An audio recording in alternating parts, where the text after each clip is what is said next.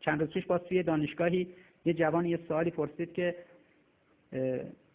ما که خودمون بدبخت و بیچاره داریم چه لزومی داره به لبنان کمک کنیم؟ چه لزومی داره به فلسطین کمک کنیم؟ بهش گفتم که اون کمکی که میشه از صندوقی است که مربوط به بیچاره و فقیرهای جامعه‌مونه. بیچاره فقیر سازمان داره، وزارت اقتصاد براش هست، بانک مرکزی هست، وزارت بازرگانی هست، وزارت جهاد کشاورزی هست، کمیته امداد هست، وزارت رفاه و امثال این وزارتخونا هستن. اینا وظیفه‌شون اونهاست. یک بودجه مستقلی دارید برای دفاع از کشور. بودجه دفاعی باید بیاد تشخیص بدی کجا استفادهش کنی بهتره. گفتم شما میدونی بهترین ناو این کشور اسمش سهند بود؟ گفت خب نه.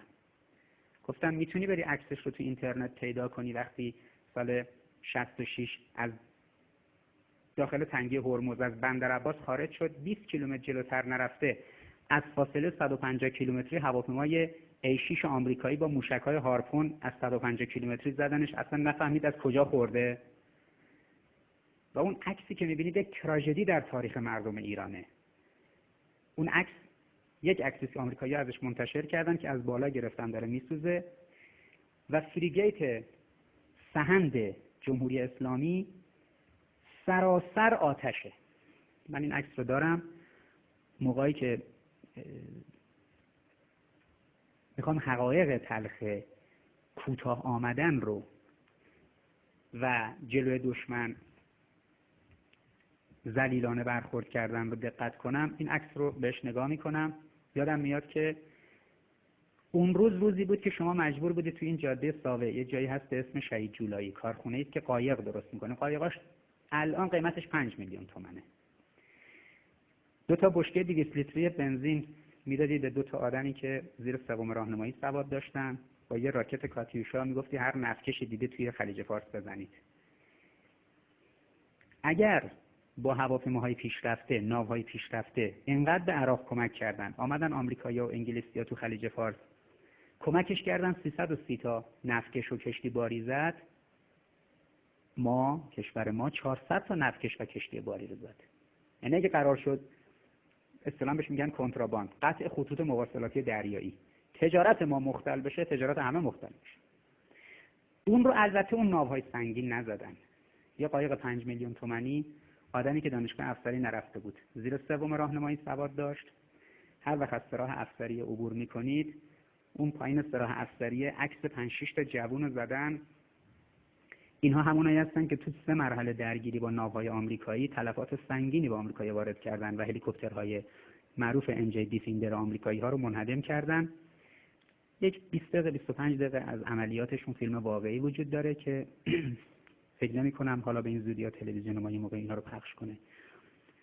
اون که فرماندهشون بود سوم راهنمایی سوادش بوده، یعنی بقیه‌شون هول و هوش 5 ابتدایی و معروفه. اون جوان رو، اون مهدوی رو من میشناختم و افراد دیگه که تو اون تیم هستن، عکسشون رو توی سراح افسریه روی دیوار بزرگی کشیدن. پاسخ من به اون جوونی که سوالش این بود که چرا ما باید به لبنان و جای دیگه کمک کنیم، بهش گفتم شما یه زیردریایی می‌خرید 150 میلیون دلار. تو مانورا می‌بینید چیز زیبا و شیکی رو آب داره راه میره. می‌دونی وقتی جنگ بشه این هنوز از بندر عباس و بوشهر فاصله نگرفته، از یه فاصله میزننش که هیچ وقت تو تاریخ معلوم نمیشه از کجا خورد. اما شما به جای اینکه این 150 میلیون دلار رو بدی یه زیردریایی بخری، میشینی اینجوری فکر می‌کنی که اگر بیای سالی 1 میلیون دلار میشه 1 میلیارد تومان به یک سازمان چریکی کمک کنی، کار فرهنگی کردی، اونها رو با ادبیات خودت رشد دادی، جامعه سازی کردی، بعد اونها در مواقع ضروری به تعبیر غربی‌ها پراکسیوار کردن. ما نگفتیم پراکسیوار، برید این کلمه رو سرچ کنید، حالا خودشون. بعدم نه یه روز 2 روز، ارتش 1 میلیون نفری عراق 21 روز جلو آمریکا دوام آورد. 34 روز اون گروهی که شما یک کمک مالی بهش کردی اسرائیل رو پشت دروازه‌های لبنان نگه داشت. توی جوان میتونی بفهمی معنی این یعنی چی؟ بله، جامعه فقیر داره، سیل زده داره، گرسنه داره، زلزله زده داره، وظیفه وزارتخونه‌های دیگه است. نباید از بودجه دفاعیت بزنی. 22 میلیون دلار میدی یه هواپیما میخری، با هواپیما که نمیتونه مسافر ببری، هواپیمای جنگی، باید بذاریش کنار باند بپوسه، چند وقت یه بارم بلندش کنی یه دوری بزنه، یه مانوری بزنه بشینه. امنیت رو که با تکنولوژی اینجوری نمیشه نگهداشت. بله اگه داشته باشی خودت بسازی درسته، ولی از روسا هواپیما میخری، از آمریکایی‌ها میخری، چرخشو نمیدن، قطعات یدکیشو نمیدن. پس این تصویری که امروز تو ذهن مخاطب ما هست، تو ذهن جوان ما هست، که باورش اینه که ما چرا مثلا کمک میکنیم به لبنان، چون یه کارگردانی پیدا نشد نشون بده که شما در بهترین حالت ناو که بخرید میشه ناو سهند. ناو سهند 20 کیلومتر از بندر عباس نرفته بیرون با 2 تا موشک هارپون از 150 کیلومتری، هواپیمای A6 گرومن، جوری این رو از روی ناوهای هواپیمابر بلند میشن میزنن که این دیگه نتونه تکون بخوره.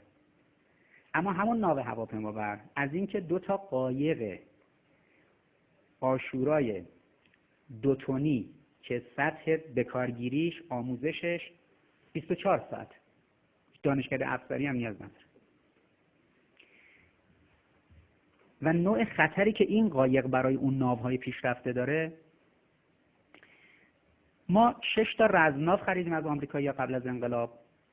الان توی ارتش آمریکا ناوهای سرفرماندهی هست. یکیش کیده، یکیش کراملاینه، یکیش لاساله که ناو سرفرماندهی آمریکا تو اقیانوس هنده، یکیش وینسنز، همونی است که هواپیمای مسافربری ما رو زد. اون ناو خودمونه، اون ناوی است که قبل از انقلاب پول اینا رو نقد حکومت پهلوی داده، 400 میلیون دلار قیمت هر کدوم ایناست. الان قیمت هر کدومشون 1 میلیارد و 200 میلیون دلاره. این 6 تا ناو اسپرانسی که اسم کلاسش اسپرانس، ناوهاش به اسم داریوش و خشایار و کوروش و اینهاست. منتهاش اون رو بدنش که اینا نوشته شده رنگ زدن و شماره نوشتن. کشتی بریشتون رو وقتی قرار شد آمریکایی‌ها اسکورت کنن، بزرگترین نفتکش کشورهای منطقه، یک سوپرتانکر نفتکش 330 متر طولشه. وقتی سال 66 قرار شد که این رو اسکورت کنن، امام گفته بود که نذارید این برسه به کویت. اگر آمریکایی‌ها یک کشتی رو اسکورت کنن برسه به کویت، اینا کشتی ما رو فقط میزنن، ولی ما هر کشتی رو بخوایم مقابل به مصر کنیم بزنیم، دیگه اجازه نمیدن که کالایی برای ما جابجا بشه، نفتی صادر بشه، کالایی وارد بشه. اما کالاهای اونا رو به اسم اینکه کالا مال کویت و عربستانه، آمریکایی‌ها اسکورت میکنن و بعد از اونجا هم از راه زمین منتقل میکنن به عراق. نگذارید برسه. این نگذارید برسه همون جوانایی که توی افسریه عکسشون رو دیوارها هست، یعنی همون آقای مهدوی، اون گرد و بقیه‌شون الان اسمشون خاطرم نیست، 6-7 نفری. 2 تا دونه مین 02 که حدود 800 کیلو تا 1 تن وزنشه، مینایی که تو فیلم‌های سینمایی می‌بینید گردش شاخک داره، لنگر داره، میندازن میره زیر آب، میاد رو سطح آب میمونه. این 6 تا اسپرانس ایرانی رو آمریکایی‌ها برای شکستن روحیه ایرانی و اینکه ما با ناوهای خودتون که بهتون ندادیم میام اسکورت میکنیم، جرأتش ندارید بیاید بزنید. 6 تا رزمناوی که یکیشون هواپیمای مسافربری خودمون رو زد، یعنی زورشون میرسه فقط به افراد بیگناه، افراد بی‌دفاع. اون 6 تا ناو اسکورت کردن، یکیشون پاسیور جلو، یکیشون پاسیور عقب، 2 تاشون سمت راست، 2 تاشون هم سمت چپ کشتی الرخا. کشتی الرخا رو پرچم آمریکا رو زدن روش، اسم آمریکایی گذاشتن روش، کشتی بریشتون. یکی از شاهکارهای دفاع مقدس ما زدن کشتی بریشتون بود. هنوز البته از مادر زایده نشده کارگردان و سناریستی که بتونه این فیلمو بسازه.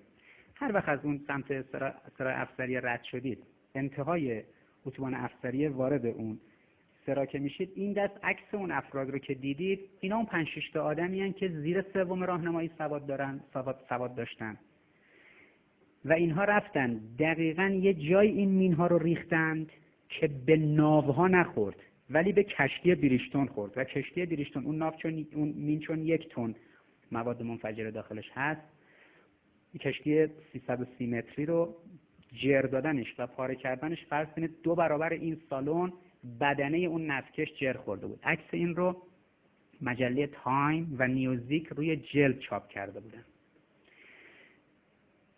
هیچ وقت این تفسیر استراتژیک رو جوان ما، مگر اینکه یه کسی مثل ما وجودش رو داشته باشه توی تلویزیون بگه، توی جلسه سخنرانی بگه. ولی این سوال که ما چیکار داریم به فلسطینیا؟ فلسطینی برای فلسطین نمی‌جنگه، داره برای ایران می‌جنگه. لبنانی برای لبنان نمی‌جنگه، داره برای ایران می‌جنگه. جرأت گفتن این و جرأت فیلم ساختن اینجوری میشه تفسیر استراتژیک ایجاد کردن. بله کشور مشکل و بیچاره و فقیر و درمانده و بیکاری این حرفا داره، وزارتخونه براش داره. شما چرا بخش وزارت دفاع رو میگید بیاد بودجه امکاناتش بره اونجا؟ کشور دفاع نیاز داره. چطور شما وزارت بهداشت رو کف نمیذارید؟ چون دفاع بدن مهمه، طرح واکسیناسیون، طرح چه اینا دفاع بدن دیگه. دفاع ملی هم دفاع بدن ملیه. نه وزارت بهداشت میتونه تاسیس کنید، نه سیستم دفاعی رو. اون مشکل و بیچاره و فقیری که دارید اون براش 10 تا وزارتخونه دیگه دارید. اونا کم کاری کردن، اونا بی‌عرضگی کردن. اونا هم ضریب امنیت کشور امروز یکی از بالاترین ضرایب امنیتی تو دنیاست. اونا هم ضریب رفاه و ضریب عقب ماندگی رو حل کنن.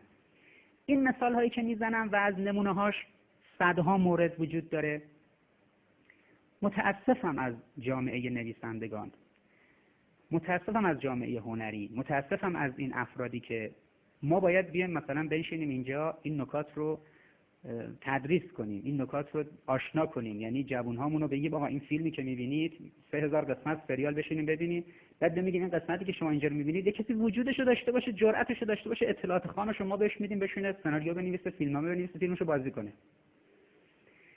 تصور کنید 5 تا 6 تا جوان سواحل بوشهر رو آدمای روستایی با همون لهجه‌های رئیس علی دلواری، اینا یه قایق بوکهمر سوئدی کوچیک رو سوار بشن با یه قایق ولفجر برن خیلی جلوتر از جزیره فارسی، بیش از 250 تا 300 کیلومتر با شهر بوشهر فاصله داشته باشه، توی مسیر عظیمترین اسکورت دریایی تاریخ که 72 ساعت CNN مستقیم پخش مستقیم میکرد که ببینید این ناو رد شد و ایران نتونست بزنه و حرف رهبر این مملکتی گفته بود بزنید نذارید برسه به کویت.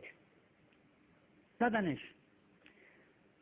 هیچ کس جرئت نکرده در مورد این فیلمنامه بنویسه. حالا شما توی اینترنت کلمه اسپرانس رو سرچ کنید.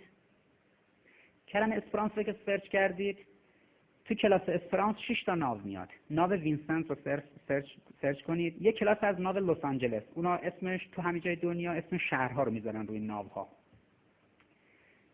شهر لس آنجلس اسم یک کلاس ناو پیشرفتشونه، یک کلاس از اون بالاتر مربوط به اسپرانسه که ناو پاسیوره.